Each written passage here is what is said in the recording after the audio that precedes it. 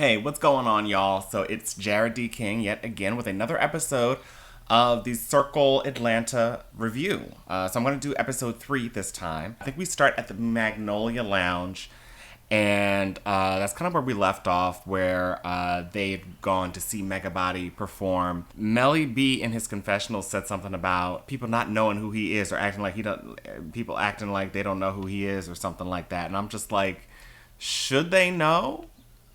And if they do, should they act a certain way around you? Like, I'm trying to figure out what exactly he meant by that. It sounded very diva, and it wasn't a good look. Yeah, I don't know how else to interpret that. It just sounded like he was throwing a little diva fit right then. But Melly did catch Megabody's standoffishness, which kind of confirmed to me that my impression was true from the last episode, that Megabody was just kind of off to the side, or that he didn't really want to immerse himself within the group just that night, at least. So Melly B kind of caught that same vibe. And he also called Tevin a leprechaun ass bitch. I'm like, because they were going down the line and kind of introducing themselves, and I guess Tevin just jumped in. But okay, Melly, like, you're doing too much. Like, it wasn't necessary. Maybe he just fell out of turn. I don't think he meant anything by that. But yeah, that was a lot. Jules said about Melly B, oh, he's friendly. In her confessional, she was like, oh, when I first met Melly B, I was like, oh, he's friendly. So that to me tells me that she had a preconceived notion about Melly B kind of walking into this. Okay, so the next scene, we get into this audition scene where Dante is there auditioning for this stage play, part in the stage play, and then we meet Eugene Smiles. Seemed like a really cool guy. Very attractive, of course. I mean, look, this whole cast is very, very attractive. Now, from my perspective, Eugene seemed to do better, at least in the first scene. But then Martell walks in, and he is doing his own audition there. And then he kind of takes over the whole room with his personality. And it was just like, it was a little, I guess for the other guys, it was a little too familiar too soon type of thing. It was just like, why do you feel like you have to just come in and like take over the whole room? There are some instances where I feel like I can defend Martell because I can understand big personalities, but in this case, it just seemed like you were coming into an audition. You didn't have to be the only person. You didn't have to suck up all of the energy in the room. You didn't have to suck up all the air in the room. So, I kind of go back and forth with Martell. So I kind of got what they were saying in this instance. In the scene after the audition, when Eugene was talking to what's his name, Dante. Eugene had mentioned, at least in his confessionals, that he knew Megabody. So it was weird because it was just like, it was alluded to that there was something there, but they didn't really tell us specifically what the issue was, or if there was an issue, or whether Megabody was like an ex-boyfriend or something like that. I'm kind of leaning towards the ex-boyfriend thing because I feel like I heard something in the previews for the next episode or something like that. I don't know. I guess we'll wait to see if that pans out to be anything. But then we cut to another scene where Mulatto is planning her lovers and friends event.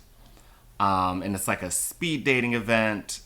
I think it's like a speed dating / friends. It's like, I guess the concept is you're speed dating, but then you get to pick whether you're going to be friends with this person or go out with this person or have sex with this person. Like, it's a lot. It was a lot. It wasn't a very clean explanation. And, I could see the event going one of two ways, of it being like, really successful as far as getting people together for platonic reasons, or really successful as far as finding people who just want to hook up with each other. I don't think it's going, as I said, like I don't think it's going to be an awful event. I just don't know whether it's going to hit the mark of strike that balance between lovers and friends. You know what I'm saying? Rico comes in to help plan, and they talk about his event earlier, and he says one of them tried to get up in his face, and I was trying to figure out when one of them was getting up in his face because I didn't see that. And I didn't go back and rewatch the first episode. I guess I could have before I started recording this, but I saw it. So my impression was that Rico was the one jumping in everybody else's face. Maybe somebody talked back, but as far as getting up in his face, he was the one who took his jacket off and was ready to fight. That's what I saw. I didn't see anybody getting up in his face. So now it seems like he's kind of twisting the story a little bit to Mulatto. And now, Mulatto doesn't know what to do. She already don't like to hang around the gays. So now she's getting a crash course into what it can be, unfortunately. So then we go to this fashion show event. And I thought it was Mulatto's event, but then I guess maybe it was just something she was going to that she had invited some people to. These people got VIP tickets and they meant absolutely nothing. You gotta watch who these people are that throwing these events. That's all I gotta say. Because there have been plenty of moments where it's just like you get there and it's just some types of shenanigans and it's just like, you know what? I should have just went with a known entity. So yeah, I was with Jewel on that one, on being upset about getting the VIP tickets, and then there's no bags, there's no gifts.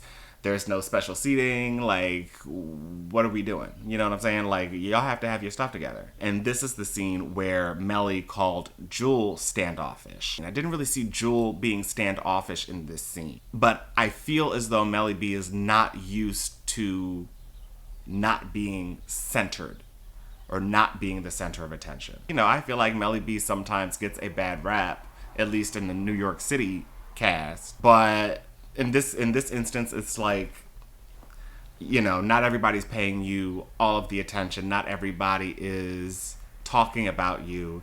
And I feel like on some level, he may have a little bit of an issue with that. Or he may not know what to do with that in that kind of a situation. I think he's very used to being the center of attention, or at the very least the center of drama. Hopefully he doesn't go straight too far into the drama side just to get back to that place. Then Martell takes over the mic and he announces himself to the whole audience at the fashion show. I don't know how Melly B and Martell are going to exist on the same show. Let me just be quite honest with y'all. I don't know how this is going to work. Melly B seems to be a little bit, and it's weird to say that, I guess, but he seems to be a little bit more of a cooler head than Martell. Martell strikes me as somebody who, like the same way that Melly B isn't really, Melly B isn't really comfortable not being the center of attention, Martell is, but then Martell will push it immediately when he's not, and to the point where he always is. Like, Melly B will let it rest for a little bit at least. But I feel like Martell, like we've seen in the scene with the auditions, he was just, when he walked into the room, he was the only one in the room that anybody could pay any attention to. And the same thing at this event. I think it takes a lot of balls to take a mic and start speaking to the audience like you're the MC of the event. Whether that was warranted or not, I don't know. I mean, maybe the event organizers asked for that. It didn't seem that way, but hey, he's doing a lot. I'm still on the fence with Martell, I guess. I guess I could say I'm still on the fence. I feel like for me personally, sometimes I may have to take big personalities in doses, or I have to be in the right setting with a big personality. Like, I won't go to a quiet dinner with a big personality, But, I'll go to a bar or the club or something with, somebody who's just always big and loud and everything is just always on 100. You know what I'm saying? So we get to the final scene and they were all talking about who else was in the cast. And they brought up, I think Melly B brought up that he met Alyssa. Alyssa is Mexican, but it kind of came out that Jewel has an issue with white people, apparently. Apparently being on the show, or maybe in general. That's what it sounded like to me. She made it kind of a bigger deal than it needed to be in that moment. She said something to the effect of, I don't know why we have to have another white cast member, or I just hope they're not white, or, and it was just like, it was repeated like 5, 6, 7 times. It wasn't cute. It wasn't cute. It was actually kind of ugly. I give individuals a shot. I try not to use impressions of big swaths of people and place that on a person that I'm dealing with in front of me. I try to give everybody a shot to be great or to be trash. The door is open for you to be either one when I meet you, but I don't immediately close that door. And I feel like Jewel has closed that door to anybody that's white. And so we saw some scenes from the next episode where she and Melly B are kind of going back and forth over this topic with each other. And initially, I'm agreeing with Melly B on this one, but we'll see how the whole argument plays out in the next episode. But anyway, thank you so much for watching. Be sure to follow me on Twitter or Instagram at Jarrod D King, and I will see you next time.